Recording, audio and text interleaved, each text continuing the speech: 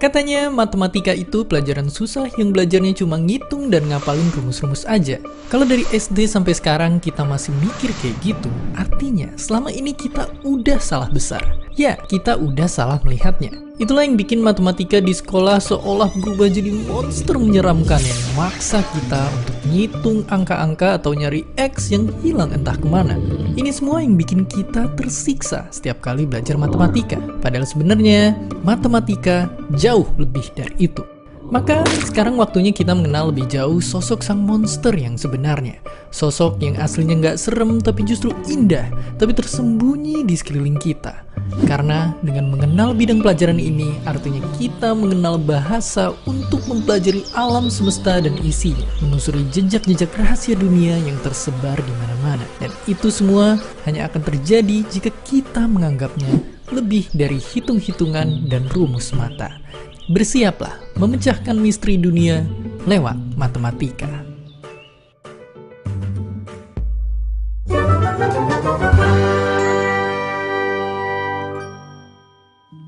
Coba tanya ayah kita, di mana dia menyimpan kotak perkakas.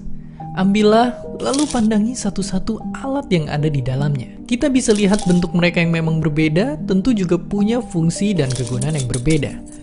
Ada yang sederhana, tapi ada juga yang sangat canggih dan mampu mengangkat benda berkali-kali lipat beratnya. Disadari atau enggak, kotak itu adalah matematika. Ya, matematika itu ibarat kotak perkakas berisi 1000 alat yang punya jutaan kegunaan. Alat-alat inilah yang para peneliti di bidang apapun pakai untuk nyelesain masalah yang kita hadapin di dunia. Dari yang paling kecil sekalipun, sampai masalah raksasa super rumit. Kalau belum kebayang, coba ambil kunci yang satu ini. Ia bisa ngebuka baut di bagian sepedamu yang rusak, di truk, atau bahkan mengencangkan baut yang sama untuk bikin bagian-bagian rumah jadi kokoh. Kalau dalam matematika, ambil contoh angka ini. Angka atau istilahnya konstanta matematika yang terkenal banget. Inilah pi, perbandingan antara keliling sebuah lingkaran dengan diameternya. Gara-gara pi ini, kita bisa tahu berapa luas pizza atau bahkan berapa besarnya dunia sekalipun. Karena percaya atau enggak, seberapa besar lingkarannya, angkanya bakal tetap sama. Dan itu bikin kita bisa bikin dan mengukur lingkaran-lingkaran lainnya dalam hidup kita dengan pakai angka ini dalam penghitungannya. Begitulah matematika secara sederhana. Ia adalah bahasa universal yang maknanya bisa dipahami dan disepakati oleh semua orang di dunia. Bahasa canggih yang disusun oleh logika, sehingga menjadikannya sebagai alat yang bisa kita gunain untuk mecahin hampir seluruh masalah yang kita punya dari dulu, sekarang, bahkan di masa depan. Tapi nggak semudah itu untuk menemukannya. Manusia butuh puluhan ribu tahun untuk bisa ngerti soal matematika.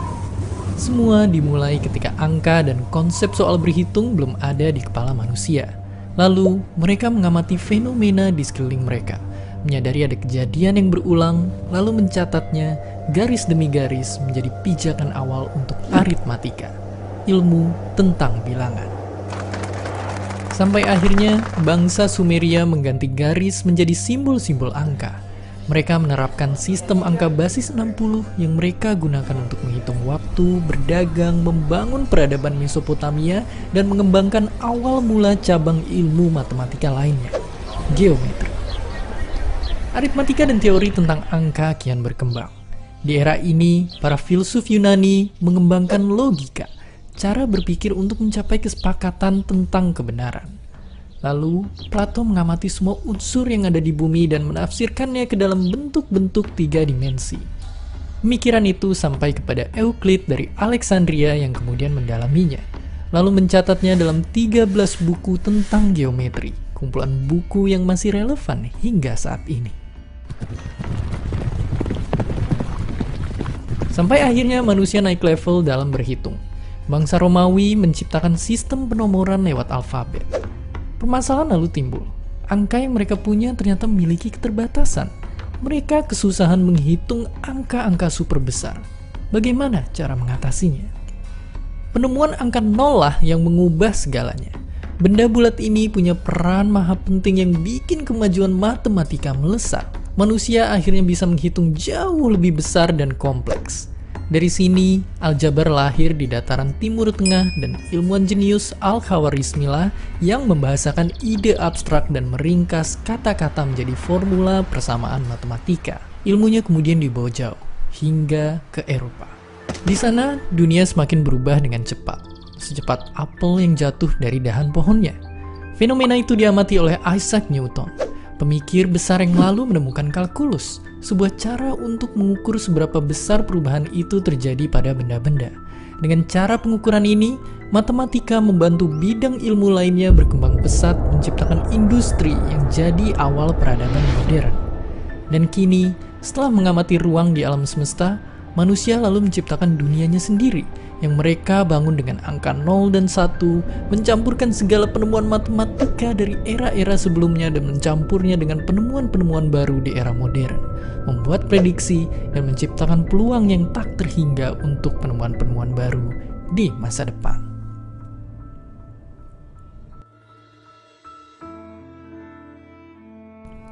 Jatuh cinta pada matematika itu bukan tidak mungkin. Ibu Vivi Alatas contohnya. Beliau adalah ilmuwan matematika yang dari awal terpesona pada angka dan logika. Masa kecilnya di sekolah dikelilingi oleh orang-orang yang membuatnya tertarik pada pelajaran yang dianggap susah ini. Jadi, sejak kelas 2 SD kan anak-anak tuh sering ditanyain, cita-citanya tuh mau jadi apa? Kebanyakan zaman saya dulu kalau ditanya, kalau nggak jadi dokter, jadi insinyur. Tapi saya bilangnya mau jadi ahli matematika, sok tahu. Padahal mungkin nggak tahu ahli matematika itu apa. Cuman dari kecil saya sudah sangat tertarik dan senang pelajaran matematika. Ditambah lagi saya beruntung hampir selalu guru-guru matematika saya bukan hanya pintar, tetapi orang-orang yang menyenangkan. Orang-orang yang pribadinya itu membuat saya mengambil hipotesa, jangan-jangan matematika yang membuat mereka menjadi pribadi-pribadi yang menyenangkan. Beranjak remaja, kecintaan itu makin besar. Ibu Vivi lalu kuliah di jurusan matematika di salah satu kampus terbaik di Indonesia. Rahasianya mencintai matematika hanya satu, tidak gampang menyerah ketika ditantang masalah, terus mencoba, bertanya, dan mencari jawabannya. Mungkin semua itu tentang tekun, telaten, teliti, latihan terus-terus ya. Saya ya pada saat zaman saya gitu ya seringnya beli kertas yang banyak, dicoba. Kemudian alhamdulillah tadi guru-gurunya itu memberi kesempatan untuk tanya, untuk protes, untuk mencoba lagi. Bahkan diantaranya belajar juga ambil dari buku-buku yang tidak disuruh dibeli di sekolah. Ya matematika seperti apapun yang lainnya, ada pepatah bahasa Jawa, Witing Tresno Jalaran Soko Kulino. Love is a habitual process, artinya tambah lama dicoba, tambah kelihatan indahnya. Kalau sudah cinta, segalanya jadi mudah. Ketekunan Ibu Vivi terhadap matematika membawanya ke kampus bergengsi di Amerika Serikat, Princeton University. Kampus yang juga alma mater dari idolanya, seorang fisikawan hebat bernama Richard Feynman. Ibu Vivi lalu lulus dan bekerja di Bank Dunia sebagai ekonom yang menerapkan model matematika untuk menyelesaikan masalah kemiskinan.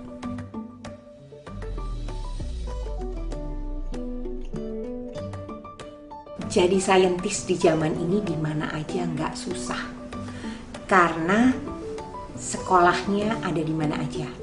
Artinya banyak sekali hal-hal asalkan niatnya kuat. Nah, yang tadi terus istiqomah, tekun, telaten, teliti.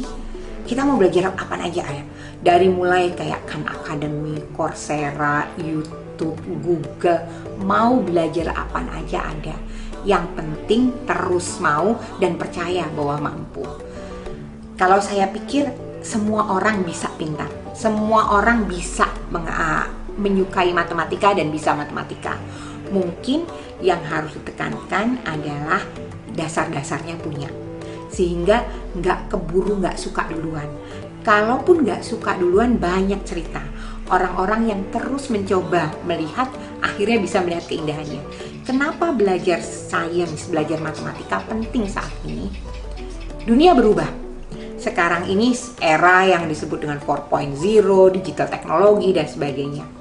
Artinya yang harus kita lakukan, saya selalu bilang, revolusi mental yang paling penting adalah menjadi pembelajar sepanjang hayat.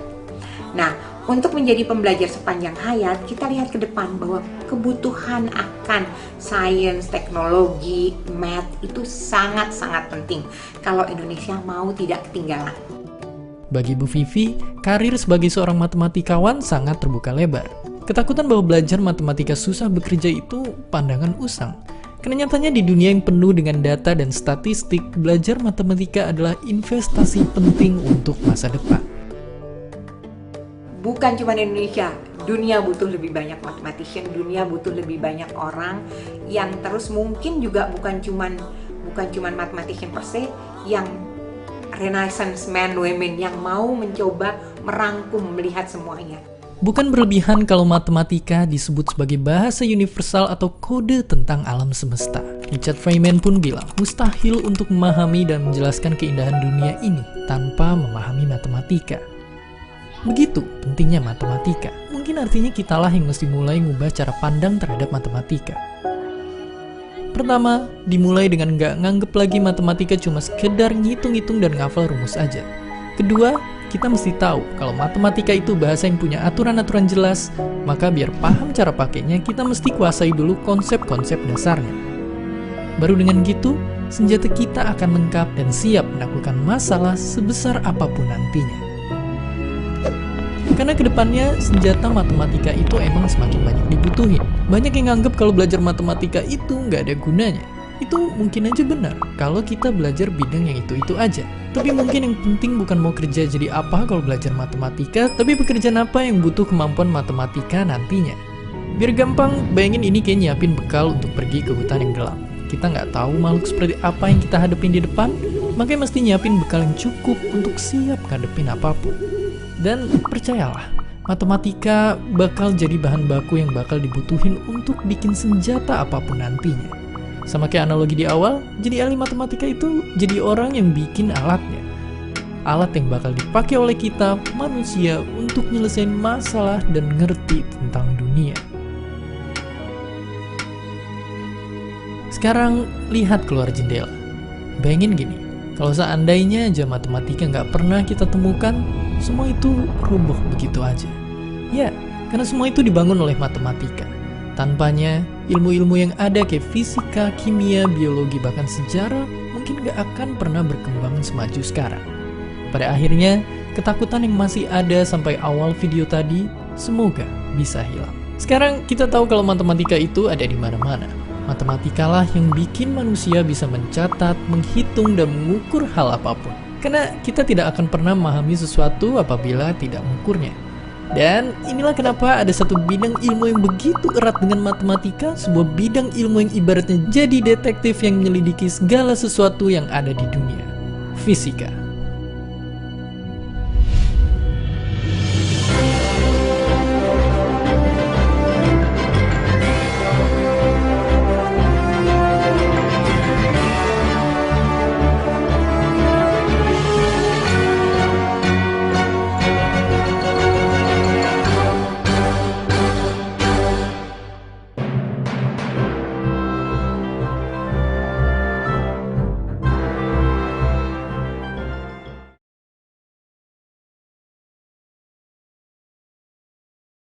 Lebih sulit mana?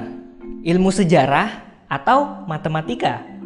Kalau kamu mempelajari sejarah, kamu akan bisa menerangkan bagaimana bangsa Indonesia memproklamasikan kemerdekaannya tanpa perlu tahu bahwa ada sebuah masa ketika kerajaan Inggris menjajah kita. Ada banyak sekali peristiwa-peristiwa yang bisa dipelajari. Tapi kamu tidak perlu menghafalkannya secara runtut. Sedangkan dalam matematika, kamu diharuskan untuk memiliki keruntutan dalam berpikir. Kamu tidak akan bisa menggunakan rumus Pitagoras untuk mencari sisi miring segitiga siku-siku tanpa mengetahui apa itu akar, apa itu kuadrat. Kamu tidak akan tahu akar kuadrat kecuali kamu tahu perkalian dan pembagian. Dan kamu tidak akan tahu keduanya tanpa mengetahui penjumlahan dan pengurangan terlebih dahulu. Jika diibaratkan pohon, kamu harus mengerti akarnya terlebih dahulu sebelum memahami batang, dahan, ranting, dan buahnya. Tapi yang menarik dari matematika adalah kalau kamu sudah mengerti konsep dasarnya, kamu bisa menurunkan sendiri konsep-konsep berikutnya. Dan hal inilah yang tidak bisa dilakukan dengan sejarah. Ini juga yang dilakukan oleh John Nash, seorang matematikawan eksentrik peraih Nobel Ekonomi. Ketika mahasiswa, ia lebih suka untuk menurunkan sendiri konsep-konsep matematika ketimbang datang ke kelas dan belajar dari dosen. Jadi sebenarnya matematika itu tidak sesulit ilmu sejarah. Hanya dibutuhkan kesabaran untuk mengerti konsep-konsep akarnya, lalu mengikuti bagaimana akar ini tumbuh hingga berbuah menjadi beragam konsep. Nah, buat kamu yang sedang atau ingin belajar matematika atau IPA, termasuk turunannya seperti ilmu-ilmu teknik, ada beberapa tips supaya belajar kamu lebih mudah. Tips pertama, gunakan dua mode berpikir secara bergantian. Pikiran kita memiliki dua mode, focus thinking atau berpikir terfokus, dan juga diffuse thinking, berpikir tersebar. Biasanya kita menggunakan yang pertama dalam menyelesaikan sebuah permasalahan. Di situ kita fokus pada pola-pola tertentu dan menyingkirkan hal-hal lain yang tidak berkaitan. Biasanya ketika kita bilang bahwa kita sedang belajar, kita sedang ada dalam mode ini. Nah, sedangkan dalam mode kedua, kita lebih melihat gambaran besarnya. Bisa jadi hal-hal yang sepertinya tidak berkaitan dengan masalah yang ingin kita pecahkan, justru membantu kita. Dan di sini otak berusaha mencari hubungan antara hal-hal yang acak. Dari sinilah solusi kreatif muncul. Biasanya ini terjadi justru ketika kita sedang melakukan aktivitas lain pada saat kita beristirahat dari belajar. Habis nurunin rumus, nggak dapet, capek, istirahat, bikin mie, malah nemu salahnya di mana. Jadi jangan belajar nonstop, kasih istirahat, kasih jeda, dan juga tidur yang cukup supaya otak kamu tetap segar. Tips kedua, potong materi pelajaran menjadi cuilan-cuilan kecil. Salah satu cara efektif untuk mengingat sesuatu adalah dengan memilahnya ke dalam kelompok-kelompok kecil atau chunk.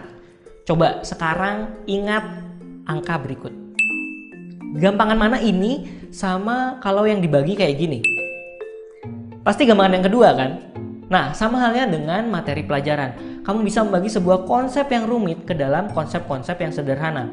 Kamu cukup mengingat konsep-konsep yang sederhana tadi, serta hubungan satu sama lain dalam membentuk konsep yang lebih besar. Nanti, pada saat kamu berupaya untuk memahami atau menghafalkan konsep tersebut, lakukan tanpa melihat buku terlebih dahulu.